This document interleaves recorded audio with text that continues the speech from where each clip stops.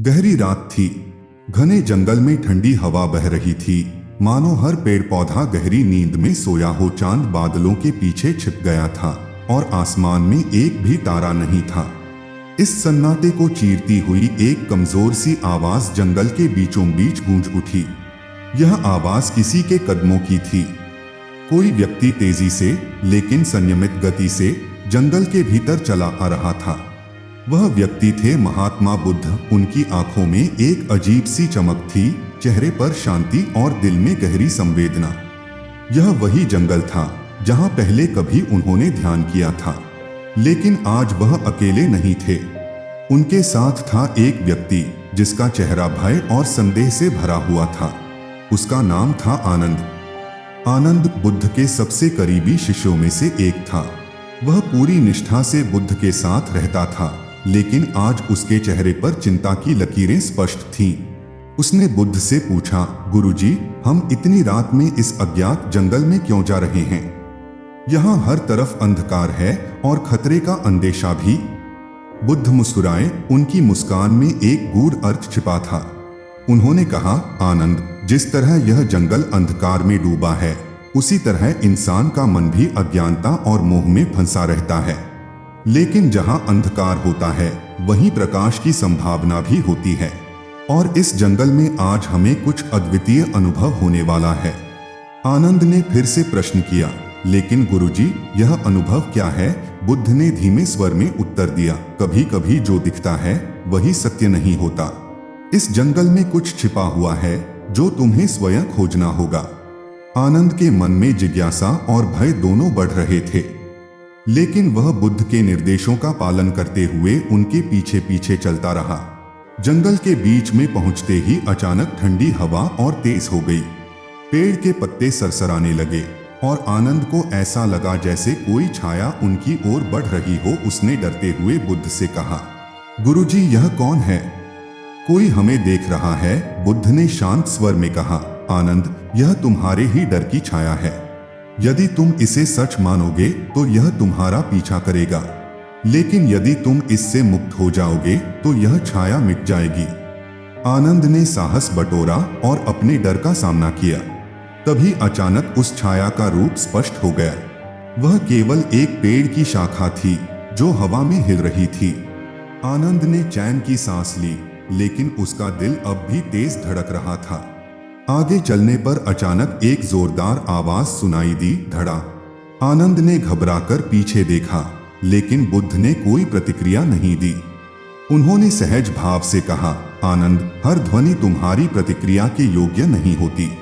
कभी कभी ध्वनि सिर्फ ध्वनि होती है। इस बार आनंद ने सोचा, गुरुजी के साथ होने से कोई डर नहीं। वह चुपचाप उनके साथ आगे बढ़ने लगा। थोड़ी देर बाद उन्होंने एक छोटे से सरोवर के पास रुककर पानी पिया। बुद्ध ने कहा, आनंद, यह वही सरोवर है जहां मैंने वर्षों पहले तपस्या की थी। इस स्थान पर मैंने सत्य की खोज की थी, लेकिन आज इस जल में कुछ और छिपा है। आनंद ने जिज्ञासावश सरोवर में झांका। पानी एकदम शांत था, मानो कोई रहस्य अपने अंदर समेटे हुए हो। लेकिन जैसे ही आनंद ने पानी को छुआ, अचानक पानी में से एक आकृति प्रकट हुई। आनंद का दिल धक धक करने लगा। वह आकृति इंसान की तरह दिख रही थी, लेकिन उसकी आंखें असामान्य रूप से चमक रही थीं। बुद्ध ने मुस्कुराते हुए कहा, डरो मत, यह केवल तुम्हारे विचारों का प्रतिबिंब है। इस जल में जो तुम देख रहे हो वह तुम्हारे अपने भय और आशंकाओं की छवि है। यदि तुम इन्हें पहचान लोगे तो ये तुम्हें नुकसान नहीं पहुंचाएंगी। आनंद ने ध्यान से उस आकृति को देखा और महसूस किया कि वह उसकी ही छवि थी जो भय और संदेह के कारण विकृत हो गई थी। उसने धीरे धीरे अपने मन को शांत किया और आकृति गायब हो गई। बुद्ध ने उसकी ओर देखा और कहा, हमारे जीवन में हर दिन हम ऐसे ही जल में झांकते हैं, लेकिन जो हम देखते हैं वह हमारी अपनी धारणाओं का प्रतिबिंब होता है। सत्य को देखने के लिए हमें अपने मन को शांत करना होगा। वे दोनों फिर से आगे बढ़े। इस बार आनंद के मन में थोड़ा साहस आया था, लेकिन उसके सामने अभी भी कई प्रश्न थे। जैसे ही वे एक ऊंची चट्टान के पास पहुंचे, बुद्ध रुक गए। उन्होंने कहा, आनंद, इस चट्टान के पीछे जो सत्य छिपा है वह तुम्हारी समस्त धारणाओं को चुनौती देगा।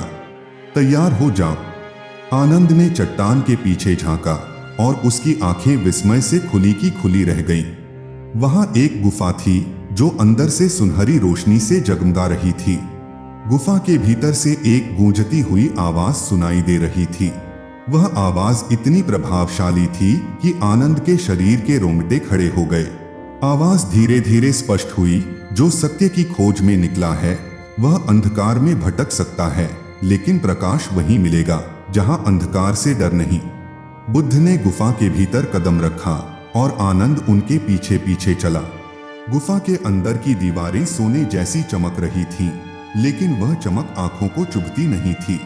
गुफा का अंत दूर दूर तक दिखाई नहीं दे रहा था, मानो यह गुफा अंतहीन हो। आनंद ने देखा कि गुफा के बीचों बीच एक विशाल पत्थर रखा था जिसके ऊपर एक पुस्तक रखी हुई थी।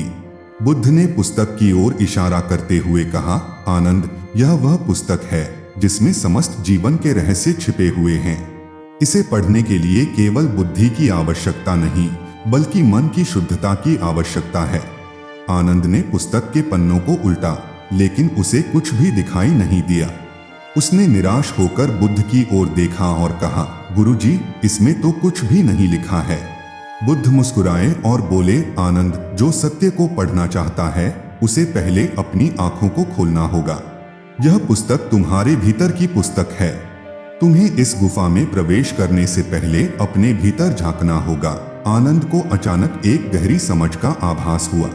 उसने महसूस किया कि गुफा, प्रकाश, पुस्तक सब कुछ केवल प्रतीक थे। असली ज्ञान उसके भीतर था, जिसे वह बाहर खोजने की कोशिश कर रहा था। उसने अपनी आंखें बंद की और ध्यान लगाया। थोड़ी देर बाद जब आनंद ने आंखें खोली तो वह और बुद्ध दोनों गुफा के बाहर थे। जंगल में अब भी अंधकार था, लेकिन इस बार आनंद को उस अंधकार से डर नहीं लगा। उसने महसूस किया कि अंधकार के बिना प्रकाश का अनुभव नहीं किया जा सकता। बुद्ध ने उसकी ओर देखा और कहा, आनंद, हर अनुभव जो तुम्हें डराता है वह तुम्हें सिखाने आया है। अंधकार से भागने के बजाय उसे स्वीकार करो, तभी तुम असली प्रकाश को पहचान पाओगे। आनंद ने सिर झुकाया और कहा, गुरुजी, आज मैंने सच्चा ज्ञान पाया। अब मुझे अंधकार से डर नहीं लगता। बुद्ध ने उसे आशीर्वाद दिया और कहा, यही जीवन का सत्य है आनंद। हर चुनौती एक अवसर है और हर अंधकार तुम्हें प्रकाश की ओर ले जाता है। इस कहानी से हमें कई महत्वपूर्ण जीवन के पाठ सीखने को मिलते हैं। डर और भ्रम केवल हमारे मन की उपज हैं। जैसे आनंद को जंगल में छाया से डर लगा, वह केवल उसकी मानसिक कल्पना थी। इसी प्रकार हमारे जीवन में कई भय और चिंताएं होती हैं जो केवल हमारे मन की उपज होती हैं। इन्हें पहचानकर हम अपने डर पर काबू पा सकते हैं। हर चुनौती एक अवसर है। बुद्ध की बातें हमें यह समझाती हैं कि जीवन में आने वाली हर चुनौती या मुश्किल हमें कुछ सिखाने के लिए आती है। हमें उनसे डरने के बजाय उनका सामना करना चाहिए, क्योंकि हर कठिनाई हमें मजबूत बनाती है। अंधकार के बिना प्रकाश का अनुभव नहीं। जीवन में हमें कठिनाइयों और अंधकार का सामना करना पड़ता है, लेकिन वे ही हमें सही मार्ग दिखाते हैं। अंधकार के बिना प्रकाश की अहमियत नहीं समझी जा सकती। प्रतिक्रिया देने से पहले सोचें। कहानी का एक और गहरा संदेश यह है कि हर घटना पर प्रतिक्रिया जरूरी नहीं होती। बुद्ध ने आनंद को बताया कि हर आवाज, हर घटना का मतलब नहीं होता कि हमें तुरंत प्रतिक्रिया देनी चाहिए। शांत मन से सोचकर ही सही निर्णय लिया जा सकता है। कुल मिलाकर यह कहानी हमें सिखाती है कि अज्ञानता और डर से मुक्ति पाने के लिए हमें अपने भीतर झांकना चाहिए।